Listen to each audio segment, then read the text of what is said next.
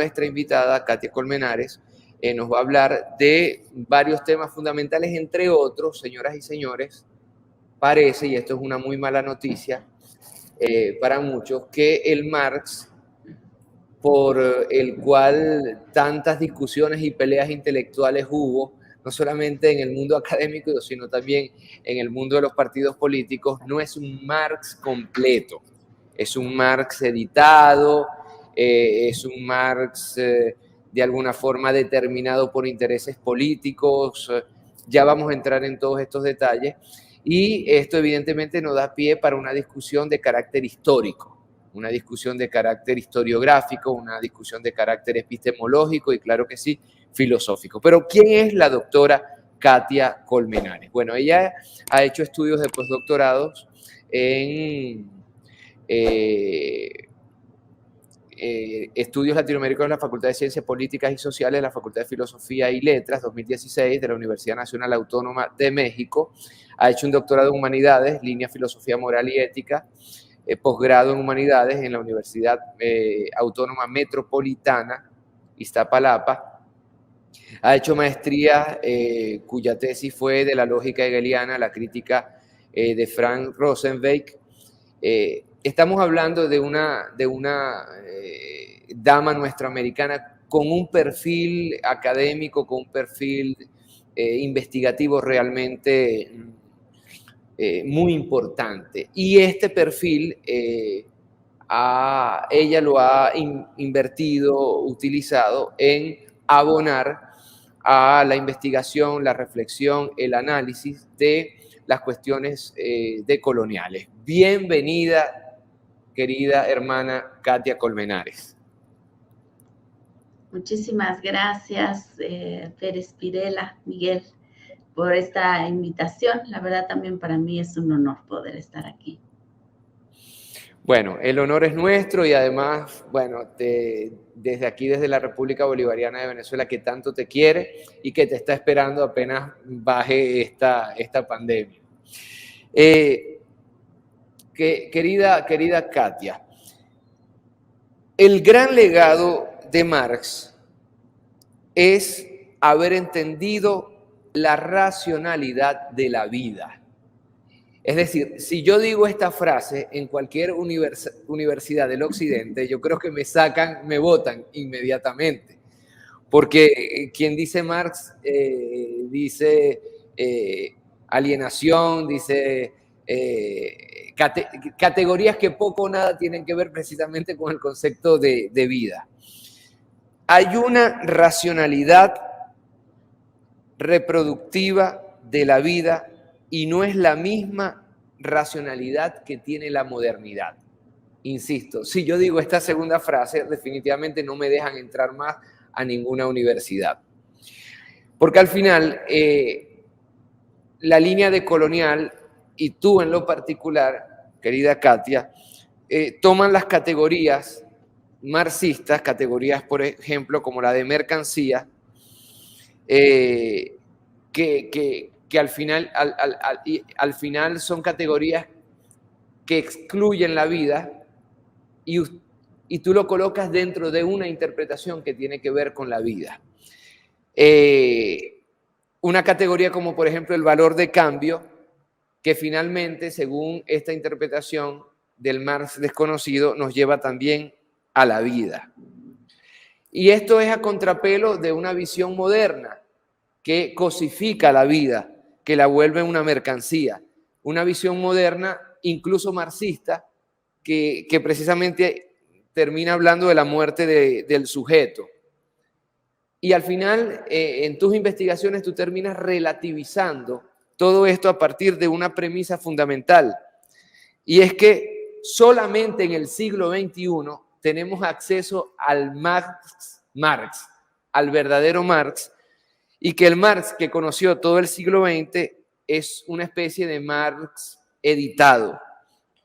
Se habla, lo escuché en alguna de tus conferencias, de 114 volúmenes de Marx y gran parte de esto no lo conocemos. He escuchado decirte que solamente en el 2015 se terminaron de publicar los textos del Marx reciente que tiene que ver con el capital. Nos dices además, y en todo esto tiene que ver nuestro querido maestro Dussel, que además fue tu maestro personal y tu tutor de tesis, que incluso las 3 ediciones que tenemos en lengua castellana de Marx terminan siendo unas traducciones de un Marx ruso. Entonces, te doy la palabra y quiero que por favor nos expliques todo esto, porque esto es un escándalo filosófico. Sí, efectivamente es un escándalo. Lo más escandaloso es que no sea un escándalo, ¿no? Qué bueno. En realidad. Y bueno, voy a comenzar por el final. Creo que uno de los grandes, de las grandes oportunidades que tenemos en el siglo XXI es que realmente es la primera vez que hay condiciones para poder estudiar a Marx y a Marx mismo. A partir de esta edición del Mega 2, de esta institución, Marx Engels Gesamtausgabe, que ha puesto a disposición, está en Alemania, digamos, su sede principal está en Berlín, pero trabaja con un grupo, o digamos, equipos de trabajo, de traducción, que están en distintos lugares del mundo, ¿no?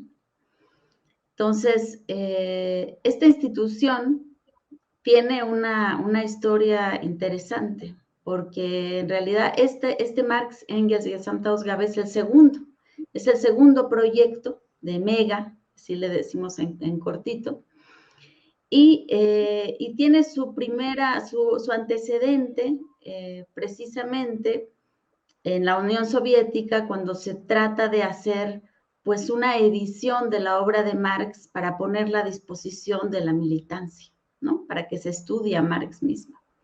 Este es un proyecto que lleva adelante Riazanov y que no lo puede concretar porque pues él mismo termina siendo perseguido por este intento y entonces es llevado finalmente al Gulag y es asesinado junto con los que estaban trabajando en este proyecto.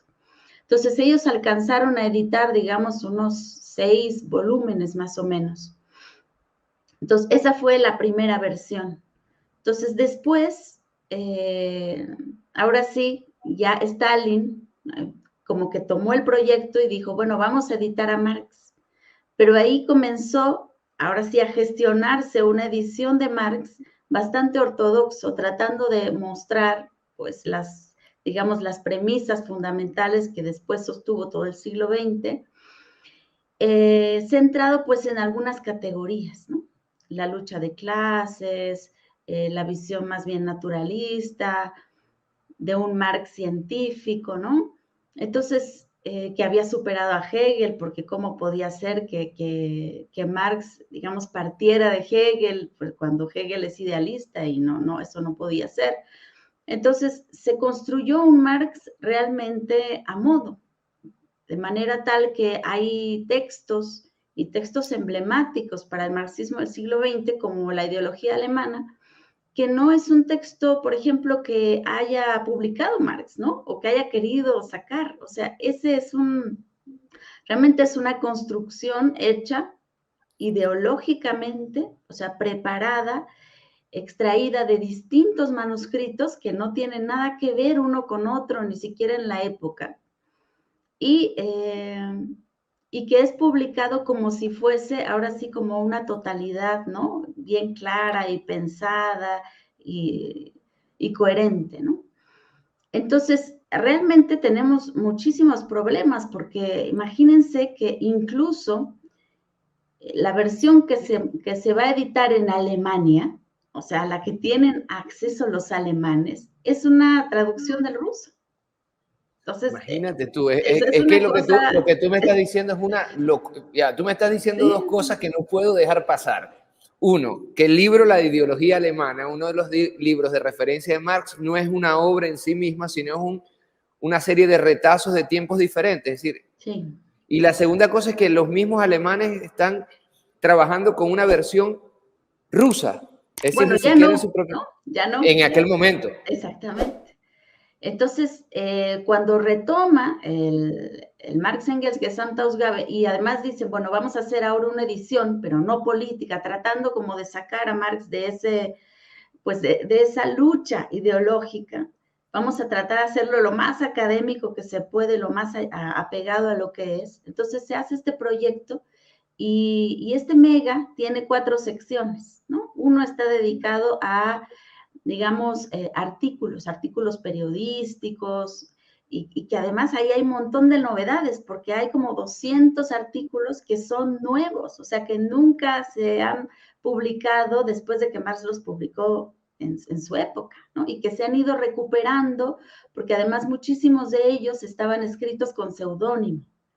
Marx necesitaba ganar dinero de algún lugar, y entonces escribía para un periódico y luego volvía a escribir otro artículo y lo mandaba con seudónimo para poder cobrar. Entonces, se han ido haciendo estudios filológicos para ir descubriendo estos artículos en los periódicos de la época. Entonces, hay muchas novedades en cuanto a esa sección. Después, la segunda sección corresponde a todo lo que tiene que ver con el capital. Esta sección es la gran novedad, que es lo que tú comentabas. Desde el 2015 tenemos todo el material que Marx publicó sobre el capital. O sea, las distintas versiones que él fue desarrollando para finalmente publicar el primer tomo del Capital. La tercera sección que tiene que ver con cartas, ¿no? O sea, toda la correspondencia, que son cartas de él y cartas también que recibe. Y la última parte que son notas, o sea, incluso se han hecho, o sea, extracciones de los márgenes que él escribía en los libros, ¿no? Porque además será muy completa su manera tan disciplinada de trabajar, en donde iba llenando como todo de notas y tenía cuadernos, ¿no? Con los que iba construyendo pues todo el argumento. Laiguana.tv, la verdad hecha tendencia.